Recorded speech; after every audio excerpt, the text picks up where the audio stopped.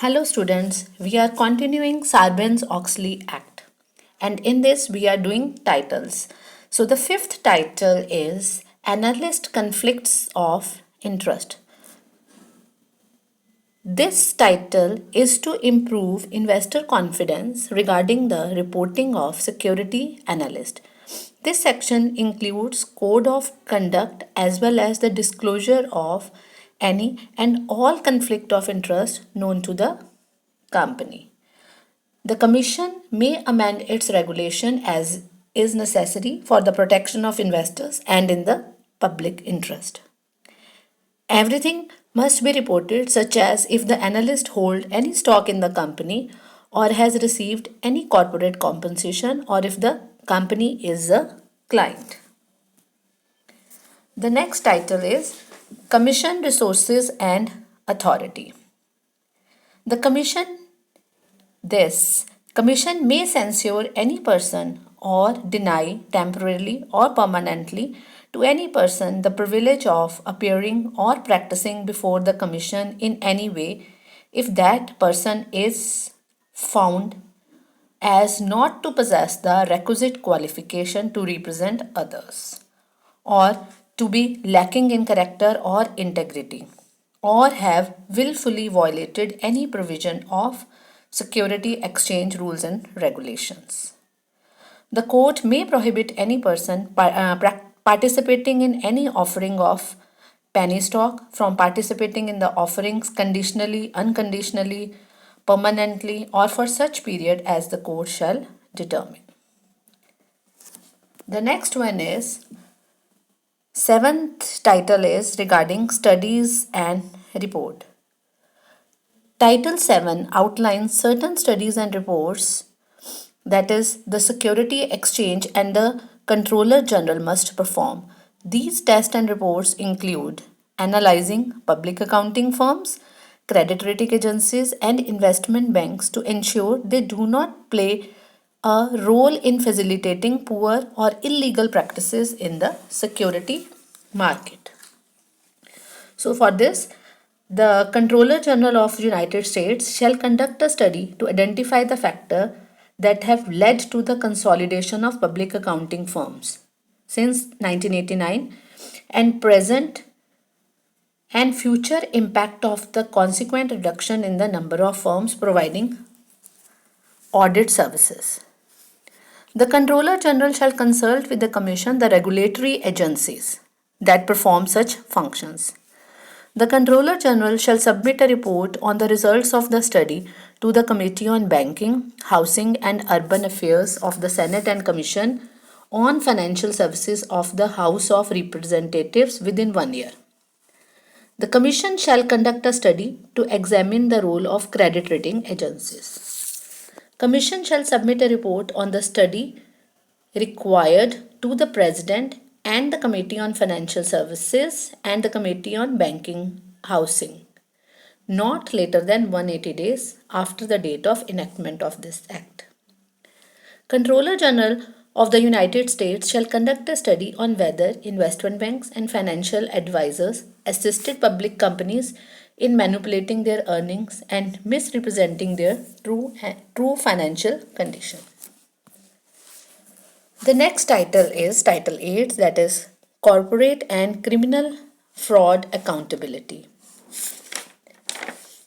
Any alteration, concealment, or destruction of records in hopes of influencing the outcome of federal investigation is punishable by fines and up to 20 years in prison. Anyone that plays a role in defrauding shareholders of publicly traded companies is subject to imprisonment and fines. The Act specifies that whoever conceals, destroys any record or document with the intent to obstruct the investigation shall be fined or imprisonment, not more than 20 years. The United States Sentencing Commission shall determine the guidelines within 180 days after the date of enactment of this Act. This section provides protection for employees of publicly traded companies who provide evidence of fraud. So this also outlines special protection for whistleblowers. The next title is, ninth title is White Collar Crime Penalty Enhancements. There are 6 sections in this title, all in aims of increasing criminal penalties for white collar crimes. This title adds failure to certify corporate financial reports as a criminal offense and encourages stronger sentencing guidelines in the hopes of making punishments outweigh the potential for quick financial gains. The purpose is to assure reasonable consistency with other relevant directives and guidelines. Each periodic report containing financial statements filed by an issuer shall be accompanied by a written statement by CEO, CFO, and the statement shall certify that the information contained fairly represent the results of operations and financial condition of the issuer. The next is 10th title is regarding corporate tax returns. Section 1001 from Title 10 mandates the need for CEO to sign company tax returns. Last title, that is 11th, corporate fraud accountability. It includes 7 sections dedicated to defining corporate fraud. It defines any tampering of records as a criminal offense punishable under specific penalties. It also outlines sentencing guidelines and increases overall penalties. This particular title gives Security and Exchange the ability to freeze transaction considered large or unusual. So there are certain Sarbanes Oxley Act sections, and these sections are Section 302. This section is regarding disclosure of controls. Financial reports and statement must certify that the documents have been reviewed by the signing officers and passed internal control within the last 90 days. The documents are free of untrue statement or misleading omissions. The documents truthfully represent the company's financial health and position. The documents must be accompanied by a list of all deficiencies or changes in internal control and information on any fraud involving company employees. Next is Section 401. This is regarding disclosure in periodic reports of balance sheet items. Financial statements. There are 3 financial statements. These are income statement, balance sheet, and the statement of cash flows. These 3 core statements are intricately linked to each other, and this guide will explain how they all fit together. By following the steps, you will be able to connect the 3 statements on your own.